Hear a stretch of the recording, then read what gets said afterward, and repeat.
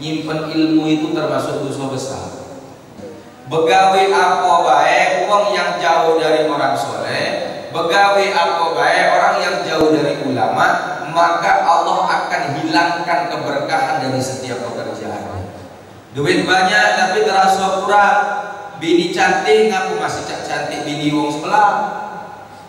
Punya anak cantik yang nurut, punya hati tidak pernah tenang, tidak pernah bahagia, punya badan sakit-sakitan, terus tidak ada keberkahan. Nyingok kiai benci, nyingok ustaz ringan, ada suara majelis taklim terganggu dia. Tapi kalau suara dangdutan random, melok joget mana dia. Niatnya bukan untuk Allah, tujuannya bukan Allah, tapi tujuannya adalah dunia. Nyekolahkan anak bukan supaya anak jadi anak yang soleh, berbakti, bisa jadi syafaat untuk orang tuanya di akhirat. Tidak, tapi supaya anaknya dapat ijazah S1, S2, jadi PNS makmur, hidupnya tanggungan sampai pensiun. Pak, Bu, Ibu, ini khususnya saya kasih tahu Bu, ada dua sifat, ada dua emosi yang itu hanya menjadi emosi duniawi, tapi kaget di akhirat di surga ada ganti lagi emosi. Apa? Satu.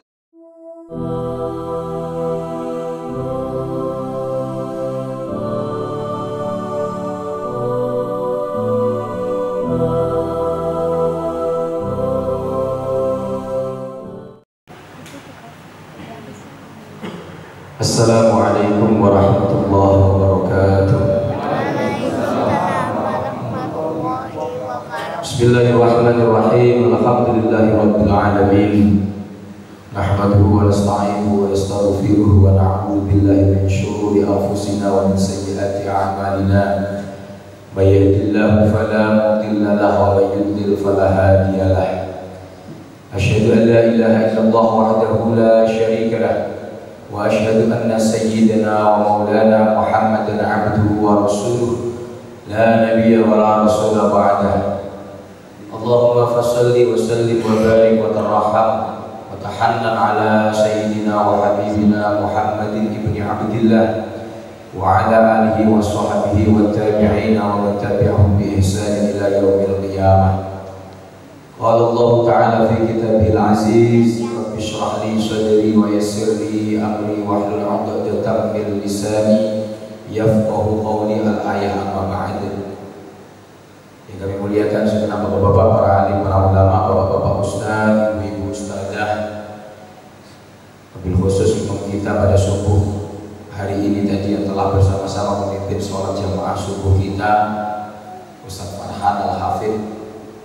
Yang kami muliakan tentunya kepada kami Bapak Haji Wahyu Budiman SE, berikut serta seluruh takmir, seluruh pegiat masjid At-Thariq Mardotillah.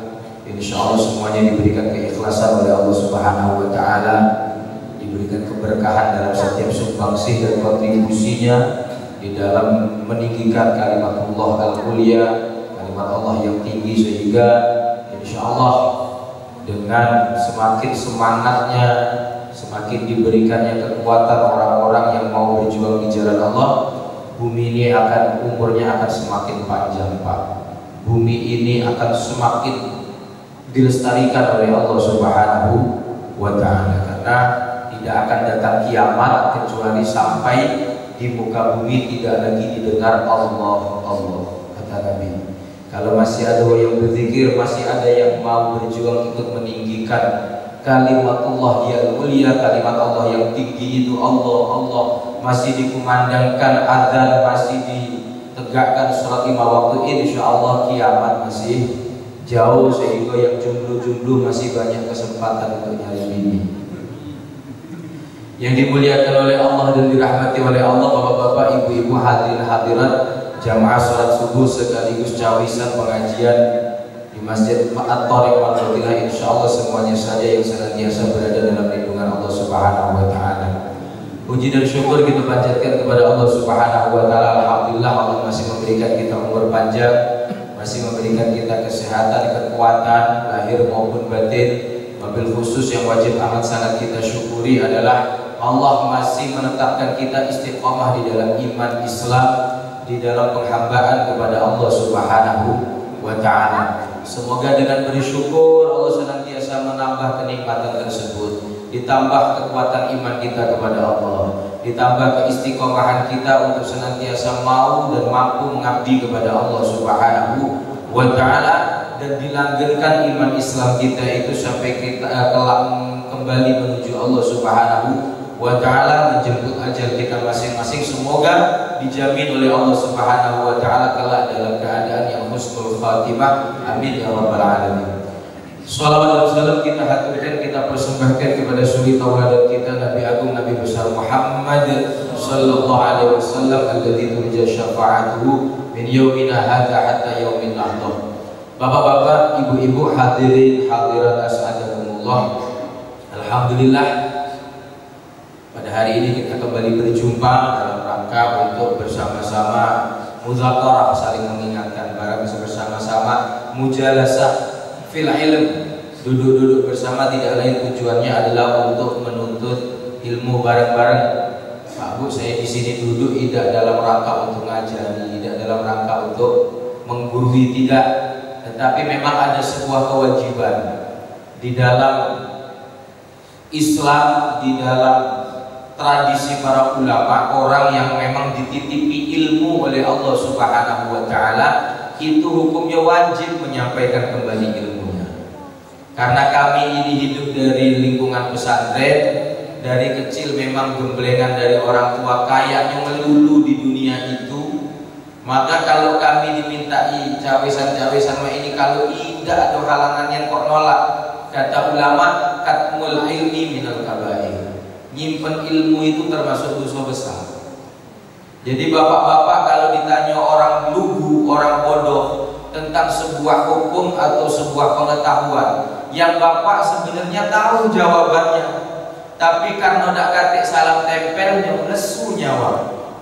Kadang ada yang begitu, ada ustaz didatangi orang kaya, semangat apapun pertanyaannya dijawab galau, apapun permohonannya dituruti galau. Tapi kalau yang datang ini gembel, dibuka ke pintu lagi enggak. Padahal katmul ilmi minal kabair, di antara dosa yang paling besar bagi orang yang dititipi pengetahuan oleh Allah Subhanahu wa Ta'ala adalah nyimpen ilmunya, nahan ilmunya untuk tidak mau disampaikan kepada orang lain yang membutuhkan. Karena itu maka wajib seperti ustaz-ustaz yang hadir, kalau memang ada orang awam bertanya kepada kita, orang awam minta sebagian daripada ilmu kita berikan. Mengapa? Karena di antara yang menyelamatkan bumi ini dari segenap bala dan musibah itu adalah ketika orang-orang dekat dengan orang-orang yang berilmu. Ketika hamba Allah umat Muhammad senang dekat dengan orang yang berilmu.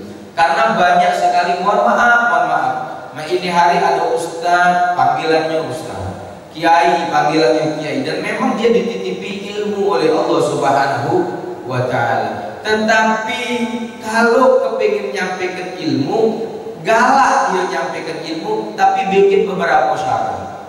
Syaratnya harus sekian, syaratnya harus fasilitasnya ini, eksekutif dan lain sebagainya. Dia lupa bahwa siapakah dia. Qalu subhanaka la ilma lana illa ma 'allamtana. Kita ini lolo galau Pak, kita ini bodoh galau kalau Allah tidak mengajarkan kita akan ilmu pengetahuan. Maka apa yang dititipkan Allah di dalam diri kita itu tidak lain adalah untuk memakmurkan hamba Allah yang lain. Kalau sampai ada ustaz, ada ulama ditanya tentang sebuah hukum, tapi karena yang nanya seperti saya bilang tadi gembel umpama, bukan orang yang terpandang, bukan orang yang kaya, terus dia tidak mau menjawab pertanyaan itu, maka bisa jadi orang-orang awam akan menjauh dari para ulama. Akhirnya ketika dia jauh dari ulama, jauh dari orang-orang soleh, kemana mereka akan mendekat? Kepada kalangan ahli maksiat, kepada tempat-tempat yang dibenci, dimurkai oleh Allah Subhanahu wa Ta'ala. Maka yang merasa punya ilmu walaupun sedikit, kata Nabi, balighu anni walau ayat, sampaikan walaupun satu ayat. Karena jangan sampai prediksi Rasulullah itu begitu cepat hadir di dalam hidup kita. Rasul pernah bersabda, sayati zamanun ala ummati yafirruna minal ulama'i wal fuqaha. Akan datang suatu zaman, kata Nabi, di mana umatku di zaman itu akan pergi menjauh dari ulama dan ahli-ahli fikih. Mereka enggak ringan dekat dengan ulama. Ngapa ya ulama model-model itu tadi? Wong nak minta nasihat, masang tarik. Wong nak minta doa, macam-macam kendaknya. Mohon maaf, itu masih banyak terjadi dan semakin banyak terjadi. Maka orang-orang yang merasa dirinya tidak level untuk memenuhi persyaratan demikian akan yafirruna minal ulama. Mereka akan jauh dari ulama, mereka akan pergi minggat dari ulama. Mereka menganggap kalau ada satu ulama yang begitu cinta terhadap dunia, menganggap bahwa seluruh ulama demikian. Kalau ada ulama yang begitu mabuk terhadap dunia, mereka menganggap seluruh ulama sama baik, sehingga dia jauh dari ulama. Yafirruna minal ulama wal fuqaha. Kalau itu zaman seperti itu sudah terjadi, rata-rata manusia enggan mendekat kepada ulama, fayabatalihimullahu bisalasi baliyah, maka Allah akan timpakan kepada satu kaum itu 3 musibah. Kaum yang seperti itu. Pertama, aulaha yarfa'ullahul barakata min kasbihi. Begawe apa baik wong yang jauh dari orang soleh, begawe apa baik orang yang jauh dari ulama, maka Allah akan hilangkan keberkahan dari setiap pekerjaan. Duit banyak tapi terasa kurang. Bini cantik, ngaku masih cantik bini wong sebelah. Punya anak, katik yang nurut, punya hati, tidak pernah tenang, tidak pernah bahagia, punya badan sakit-sakitan, terus tidak ada keberkahan. Yarfa'allahu al-barakata min kasbihim. Sebab apa? Bala bagi orang yang jauh dari ulama. Kalau ada ustaz menyebabkan ada orang yang jauh dari ulama, berarti ustaz itu menjebloskan orang tersebut ke dalam balanya Allah Subhanahu wa ta'ala. Yarfa'allahu al-barakata min kasbihim. Sehingga ulama-ulama dulu kadang-kadang selalu bilang, sudahlah, pegawai itu ading-ading baik, yang penting dekat dengan orang saleh, insyaallah hidupmu barokah. Sampai-sampai Sunan Bonang itu kan bikin lagu Tombo Hati, Mbak ya. Tombo hati itu 5 perkara dimaca Quran angen-angen lan maknane kaping pindho zikir wengi ingkang suwe kaping 3 wong kang saleh kumpul. Nomor 3 kumpul dengan wong saleh. Nomor 3 kumpul dengan orang soleh. Kunci kebahagiaan hati di antara yang 5, yang nomor 3-nya adalah dekat dengan orang-orang soleh. Siapa orang soleh? Dekat dengan ulama. Karena tidak mungkin bisa menjadi orang soleh kalau tidak punya ilmu. Bapak kepingin sholatlah 100 rakaat tapi tidak ngerti ilmunya sholat, maka sholatnya apa kata ulama? Wa kullu man bighairi ilmin ya'malu a'maluhu mardudatun la tuqbal. Setiap orang yang beramal tanpa ilmu, a'maluhu mardudah, potensinya kemungkinan besar ilmunya ditolak oleh Allah, la tuqbalu, tidak diterima. Mengapa? Karena beramal tanpa ilmu, umpama benar itu kebenaran. Umpama betul, betulnya bukan betul-betul niat, tapi kebetulan. Sesuatu yang kebetulan itu tidak disebut benar, tidak disebut niatan. Ibarat bapak-bapak ngelempar bola ke dalam ring basket, kebetulan masuk, apa bapak sudah disebut atlet basket? Tidak. Bapak nendang bola masuk ke gawang, apa bapak sudah bisa disebut pemain sepak bola? Tidak, karena bapak tidak sekolah sepak bola, karena bapak tidak berlatih ilmunya sepak bola, dan bapak tidak betul-betul bermain sepak bola. Ada orang sholat kok kebenaran benar sholatnya, ya kebenaran, kebetulan, tetapi dia hakikatan secara hakikat belum disebut dengan orang yang betul-betul sholat. Maka penting betul ilmu. Kepingin jadi orang soleh harus bisa ngerti ilmunya menjadi orang soleh. Siapa orang soleh? Sederhana pengertian al-qaim bihuquqillah wal qaim bihuquqil ibad. Orang soleh itu orang yang mampu menegakkan hak-haknya Allah dan mampu juga memenuhi serta menegakkan hak-haknya hamba Allah. Ada orang tiap hari sholat jamaah 5 waktu tidak tinggal, Pak, tapi utang tidak bayar, tidak soleh. Tidak soleh karena dia baru qaim bihuquqillah, baru menegakkan memenuhi hak-haknya Allah, tetapi hak hamba Allah tidak dipenuhinya, maka dia tidak disebut orang soleh. Ada orang yang setiap hari rajin sedekah, tidak pernah tinggal sedekah. Dengan tetangga baik, tetangga ada hajat selalu bantu, tetapi sholat tidak berangkat, maka juga tidak bisa disebut orang soleh. Dia memenuhi hak saudaranya, memenuhi haknya hamba Allah, tetapi tidak menunaikan haknya Allah Subhanahu wa ta'ala. Jadi orang-orang yang hakikatnya betul-betul soleh sejati, dia memenuhi kewajiban kepada Allah dan dia juga memenuhi kewajiban kepada saudaranya. Kadang-kadang ada orang itu gayanya kemana-mana berserbannya, pakai gamis kemana-mana, kalungan tasbih, megang tasbih, iya, tapi punya utang cacat lupa. Giliran ditagih galaklah dia dari ya diutang. Utang ada yang itu, utang warung sini, utang warung situ, utang warung situ. Sekiranya tidak terbayar, pindah rumah tu. Pindah rumah, kampung lagi, utang lagi. Lah kebanyakan utang, pindah lagi. Walaupun tiap hari ke masjid, tidurnya hatta tidurnya di masjid, tapi yang seperti itu tidak disebut soleh kata ulama. Maka ayo kita ini semangatlah untuk ilmu supaya balak tadi. Kalau kita dekat-dekat dengan majelis ilmu, berarti yang datang di majelis ilmu itu insya Allah akan baik orang soleh. Berarti dekat juga dengan ulama, maka Allah akan senantiasa berikan keberkahan di dalam hidup kita, di dalam pekerjaan kita, aktivitas kita apapun. Balak yang kedua kalau jauh dari ulama, wasaniyah yusallitullahu alaihim sultanan zaliman. Kalau ada pemilihan kades yang terpilih untuk kaum yang jauh dari ulama, pasti kadesnya zalim kan. Kalau ada pemilihan bupati yang terpilih, kalau rakyat kabupaten itu jauh dari ulama, pasti bupatinya zalim. Tidak bisa punya pemimpin yang adil. Yusallitullahu alaihim sultanan zaliman. Bagi kaum yang jauh dari ulama, Allah pasti akan kirimkan pemimpin yang menguasai kaum itu sultanan zaliman, berupa pemimpin yang zalim. Jadi kalau bapak-bapak kerasa kita punya pemimpin ini masih belum bisa adil, kita punya pemimpin ini belum zalim, ayo introspeksi diri. Jangan-jangan memang rakyat Indonesia ini ringan dengan ulama, jauh dari ulama. Coba kalau misal ada acara konser dangdut dengan ada acara majelis taklim, ramai mana Pak? Konser dangdut lah. Pembagian sembako dengan pembagian pahala jamaah subuh, ramai mana? Kita umumkan besok, misal Pak Haji Budi bikin sekali-sekali pembagian sembako ya, 9 bahan pokok itu jam 4 subuh, dilanjutkan dengan jamaah subuh, pasti lebih banyak dari ini, lebih ramai. Kalau ada sembako, kamu undang yasinan tahlilan, ngaku ramai? Karena terbayang berangkat dari rumah tuh berkatnya, prasmanannya. Coba kita undang 40 hari, peringatan 40 hari, mohon maaf ada tulisan di bawah undangan, konsumsi bawa sendiri. Berangkat? Tidak dong, gak berangkat. Katik lo gak berangkat. Katik lo gak berangkat.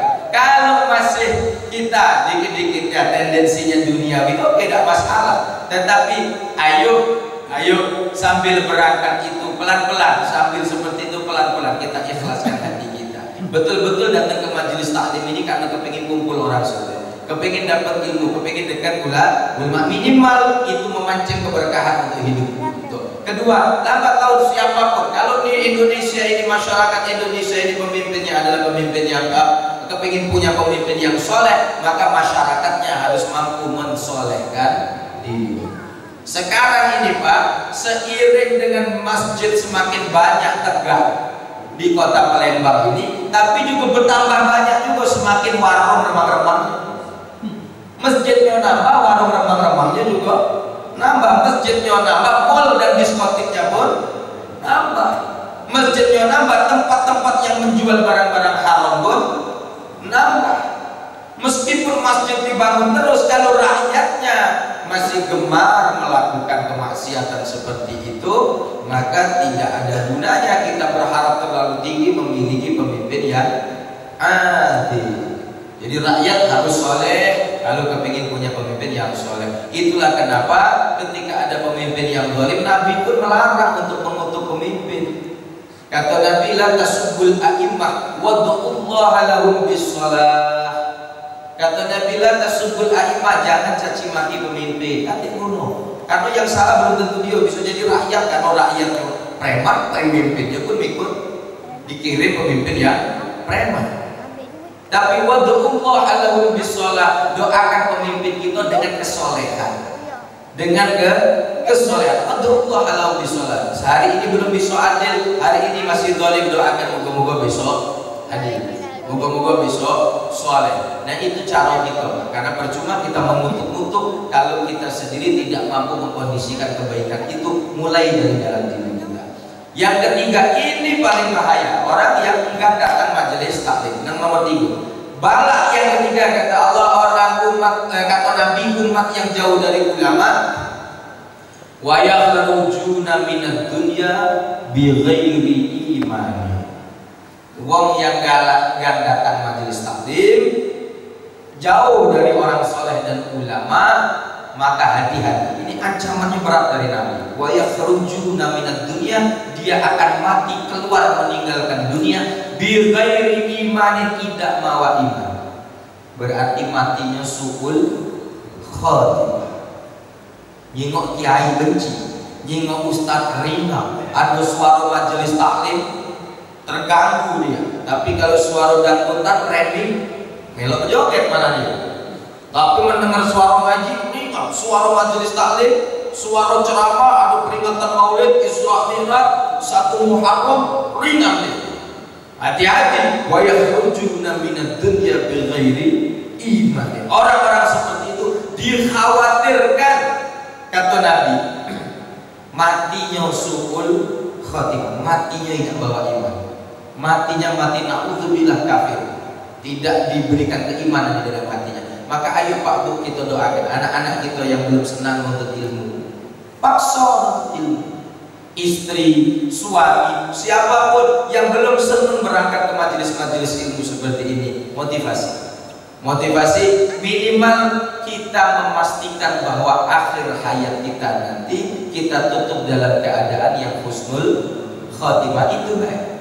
Tidak usah pede gino dengan amal ibadah, tidak usah pede gino. Bapak ibu sholat, apa hebatnya kita sholat?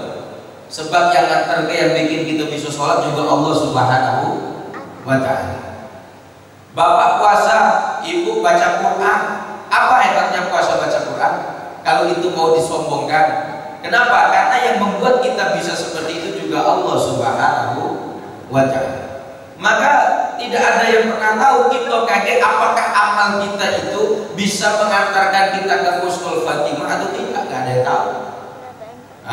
Wa man nadri bima nuftamu bih, kita tidak pernah tahu nanti kita ditutup dalam keadaan yang apa? Apakah dalam keadaan husnul khatimah atau dalam keadaan su'ul khatimah? Bapak-bapak mungkin pernah mendengar ada ulama dulu namanya Imam Syekh Barseso.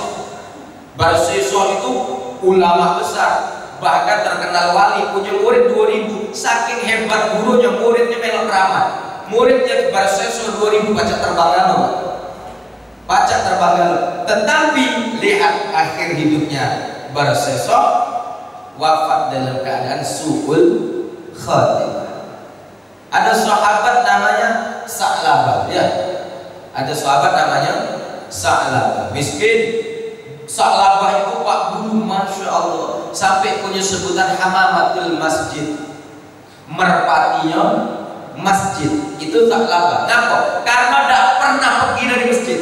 Tiap hari masjid itulah apa pegawai di masjid. Sholat tidak tinggal, zikir tidak tinggal, baca Quran tidak tinggal. Tapi hidupnya miskin, minta doa Nabi supaya jadi kaya. Akhirnya kaya dia punya ternak ribuan.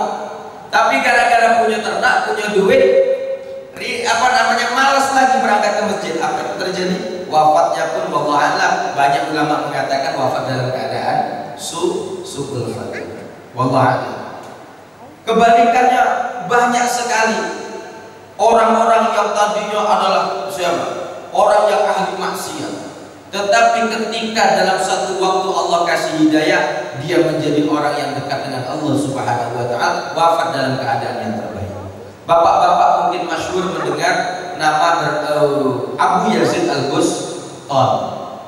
Syekh Abu Yazid Al-Bustami, Imam Abu Yazid Al-Bustami Nama aslinya Taifur bin Isa Asyirwasa. Siapa beliau? Abu Yazid Al-Bustami itu Pak, kalau ibarat di Indonesia ini pecah potongan-potongan, kalau di TV ini Hercules ya. Preman kelas perang, maling kelas kakap, begal tak kati lawan, polisi lagi tak berani dengan dia.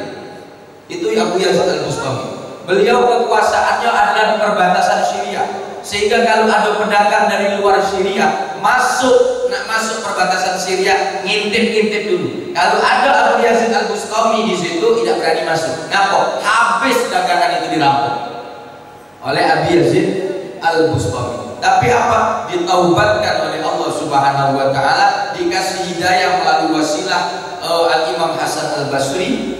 Imam Hasan Al-Basri itu sakti Pak, naubatkan Abu Yazid Al-Bustami itu dipanah dari jauh. Manahnya bukan pakai panah tapi pakai ayat Al-Qur'an. Ayat Al-Qur'an dibaca, alam ya'nil ladzina amanu an takhsha'a qulubuhum li dzikrillah, itu ditiupkan ke tangan oleh Abu Hasan Al-Basri, ditarik pecah panah, enggak kejimuan, ngentak keningnya Abu Yazid Al-Bustami, pingsan, bangun dari situ sudah dapat hidayah. Taubat kepada Allah Subhanahu wa taala. Masya Allah Bapak Ibu, apa yang terjadi? Abu Yazid Al-Bustami, kalau ibu-ibu bapak-bapak baca kitab-kitab tasawuf, Abu Yazid adalah termasuk di antara gurunya para sufi yang jadi acuan. Abu Yazid ada sebuah cerita, beliau pernah bercerita dalam sebuah makalah beliau, ada cerita. Ada suatu hari seorang ahli maksiat datang kepada beliau, nangis-nangis, nak minta dikasih jalan taubat oleh Allah Subhanahu wa taala. Wahai Kiai Abu Yazid, ya ada apa?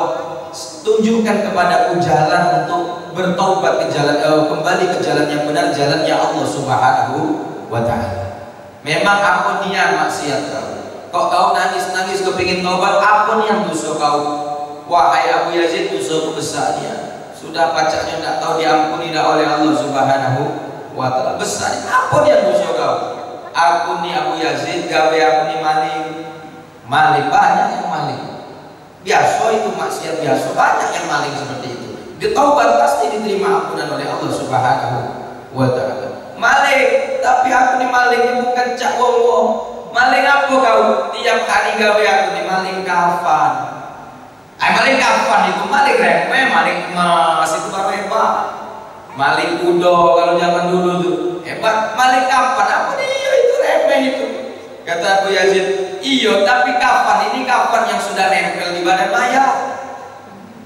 Jadi gawe maling itu kalau ada orang mati yang baru diintipnya kuburan itu. Kalau kuburan itu sudah ditinggalkan keluarganya, malamnya akan dikeduk di mbek mayat kafan. Kafan itu dicuci, dijual lagi di pasar. Ini gawe maling. Nah, itu buat kau itu. Gawe kau maling kafan yang sudah nempel di badan mayit. Itulah kayak aku berdusonya mayat-mayat itu ini telanjang galau. Itu jadi itu penyebabnya kau kepengen taubat. Tidak itu. Kalau mayat telanjang galau beredolah dia. Man ketahuan keluarganya paling kafani lagi. Tapi ada kiai aku yang bikin aku ditanggung yang minta ampun. Apa dia? Jadi ini kuburan yang sudah gali, yang sudah ku ambil kafannya itu kiai, kurang lebih sudah ada 1000-an, 1000 lebih dikit lah, kurang lebih ada 1000. Tapi ada yang aneh. Anehnya apa? Aku lihat 900-an di antara 1000 itu ketika ku gali kuburannya, kok mayat ini madepnya sudah beda. Harusnya kan mayat itu kalau muslim dihadapkan ke arah kiblat, ya kan?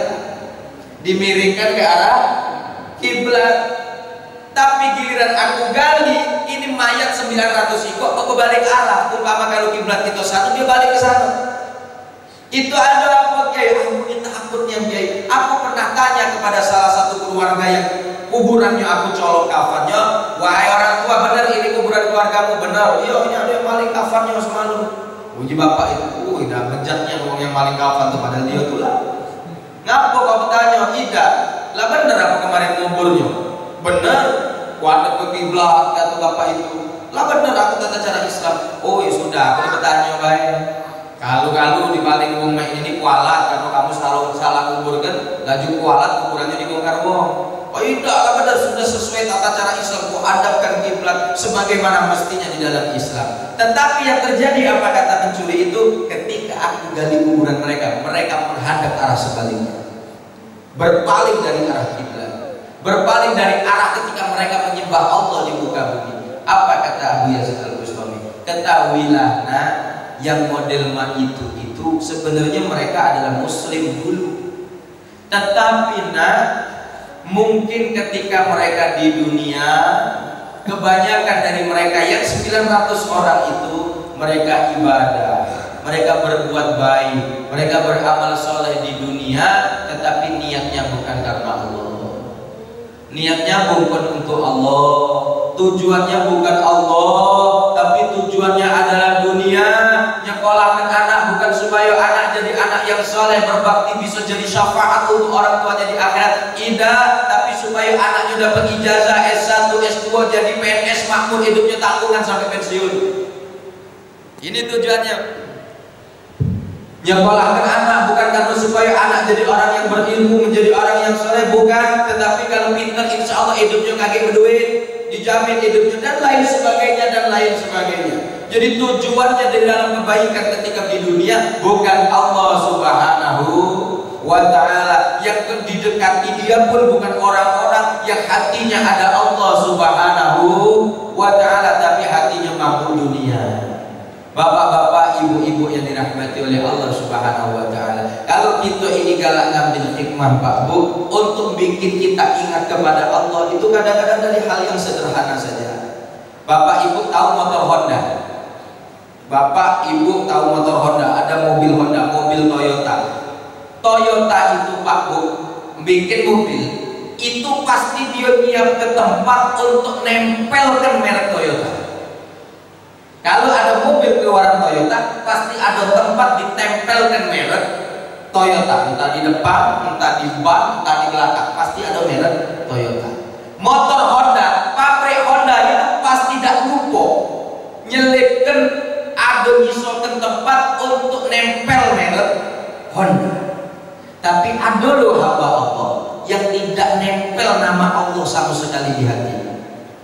Kemana-mana Allah lupa, pokoknya maksiat baik, tidak takut dengan siksa dan dosa serta murka dari Allah Subhanahu wa ta'ala. Padahal Toyota bikin mobil lagi pasti tempel merek Toyota, supaya tahu galau dan yang naik mobil juga tahu ini Toyota. Nah kita ini numpang, loh, kita menumpang jasa kita, tetapi hati kita seringkali kita lepas ini merek Allah dari hati kita. Yuk, ini sering-sering banyak kan kita selalu apapun tujuan adalah Allah Subhanahu wa ta'ala. Minimal itu tadi. Kalau naudzubillah jangan sampai terjadi seperti nasibnya mayat atau jenazah yang kafannya dipaling oleh muridnya Abu Yazid Al-Bustami tadi. Bapak-bapak, ibu-ibu yang dirahmati oleh Allah Subhanahu wa ta'ala, bagaimana caranya supaya kita ini selalu yang kita pikirkan Allah Subhanahu wa ta'ala? Ambil prinsip sederhana saja Pak. Prinsip sederhana sebagaimana diajarkan oleh Al-Imam Ibnu Athaillah As-Sakandari. Ada sebuah hikmah dalam kitab Syarhul Hikam. Beliau berkata, "Arif nafsaka minat tadbir, fa ma qama bihi ghairuka anka la takum anta bihi li nafsik." Kata Imam Ibnu Athaillah, "Arif nafsaka minat tadbir." Sudahlah, hentikan dirimu dari ikut-ikut mikirkan rezeki. Ini kata ulama, yang kamu bukan aku. Ulama, arif nafsaka minat tadbir. Dah usah lagi memikirkan rezeki, santai lah. Fa qama bi ghairuka anka. Apapun yang sudah diurusi oleh selain kamu, yaitu Allah Subhanahu wa ta'ala, la takum anta bihi li nafsik. Dah usah kau juga melok repot-repot nemen gino ngurusi perkara itu, karena perkara itu sudah diurusi oleh Allah Subhanahu wa ta'ala. Kuatkan ibadah, ikhtiar dalam rangka untuk taat, karena Allah juga perintah kita bekerja. Ya, wa bataghi fima atakallahu daral akhirata wa la tansa nasibaka minad dunya. Memang bekerja itu bagian dari perintah Allah. Ya bekerja atas dasar untuk mentaati perintah Allah. Ada rezekinya diambil, dinikmati, kasih kepada anak istri. Yang penting pastikan itu halal, tapi jangan berarti itu menjadi tujuan yang kita kejar.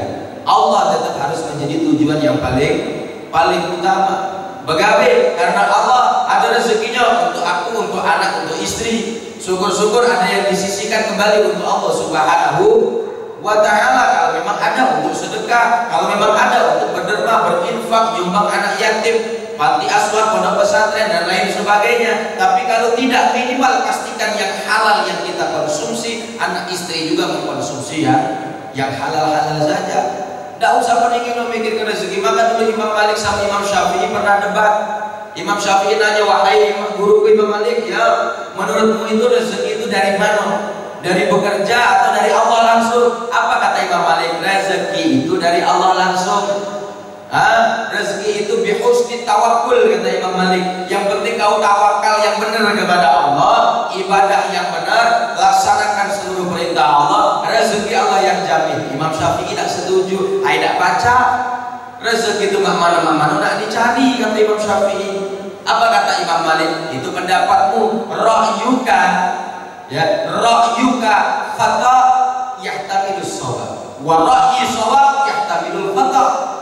Pendapatmu, kata beliau, mungkin salah tapi juga mungkin benar. Lah pendapatku ini benar tapi mungkin juga salah. Tapi yaitu dulu ulama itu Pak berdebat, lain pendapat dan muswahid. Guru murid tetap akor. Mohon maaf Pak, ini hari kadang-kadang ada Ustadz Siko dengan Ustadz lain Boesa. Negor lagi nanda kalah. Cuma gara-gara beda pilihan. Dulu yang Siko milih nomor 1, yang Siko milih nomor 2. Sampai hari ini Boesa tak negor. Kadang-kadang cuma gara-gara beda pilihan kades, nah itulah pula. Tidak negor. Berangkat pengajian sama-sama nak ke majelis yang sama, tiba-tiba bajunya warnanya sama. Pakai baju hijau dulu mamang itu, balik lagi itu kan lah Boesa. Tak kalah disambung. Jadi bapak-bapak, ibu-ibu yang dirahmati oleh Allah Subhanahu wa ta'ala, adik-adik, banyak-banyak kita ini mentaati perintah Allah Subhanahu wa ta'ala. Semua sudah dijamin oleh Allah Subhanahu wa ta'ala. Maka kata Imam Ghazali, kata Imam Syafi'i tadi, mencari rezeki itu wajib. Kata Imam Malik, yang wajib itu tawakal. Apa yang terjadi? Imam Syafi'i berangkat pergi dari rumah gurunya itu tadi, ketika setelah dialog itu tadi, lewat di perkebunan anggur dan melihat banyak petani anggur sedang memanen anggur, tapi di jiwa uangnya sedikit, pecahnya kekurangan uang itu. Imam Syafi'i mendekat ke kebun anggur itu, berkata kepada petani itu, wahai Pak Petani, kamu butuh tenaga tambahan? Kalau butuh, pekerjakan saya, upah aku sepantasnya, kata Imam Syafi'i. Orang ini ngomong, waduh kamu itu ulama besar Imam Syafi'i, mana yang pegawai ke kami? Nah ini kan halal, bekerja pun ibadah, apa salah? Akhirnya nego deal, diterima Imam Syafi'i pegawai, ikut memanen anggur. Manen anggur, selesai panen dapat upah. Ketika terima duit teringat gurunya. Nah, aku nak bawa duit ini, ngampuk ibu aku Imam Malik, yang bener aku pegawai dulu baru dapat duit, kata beliau. Tapi sampai itu beliau ingat, supaya tidak tangan kosong, aku mampir pasar beli oleh-oleh untuk Imam Malik guruku. Jadi uang hasil gajian panen tadi beliau mampir pasar beli oleh-oleh untuk dibawa kepada Imam Malik, sekaligus beliau ingin memamerkan bahwa pendapat beliau yang benar. Pegawai dulu baru dapat duit. Sampai di rumah Imam Malik, assalamualaikum, waalaikumsalam, wahai guruku, ini oleh-oleh untuk kamu. Alhamdulillah, dari mana Pak? Aku di sini wahai guruku ingin membuktikan bahwa pendapatku lebih benar. Mengapa? Rezeki itu didapat dari bekerja. Rezeki didapat dari bekerja. Kalau nggak bekerja, kasih rezeki. Apa buktinya? Tadi keluar dari sini aku udah kasih duit, kata Imam Syafi'i. Tapi di tengah perjalanan aku pegawai memanen anggur, dapat upah, dan dengan upah ini alhamdulillah aku baca berbagi sedikit, kubawakan oleh-oleh yang kau sukai, kata Imam Syafi'i kepada Imam Malik. Berarti yang benar aku guru, pegawai dulu baru dapat rezeki. Apa kata Imam Malik? Dah, yang benar aku. Dari tadi sejak kau datang pertama keluar sampai balik lagi, aku tidak kemana-mana.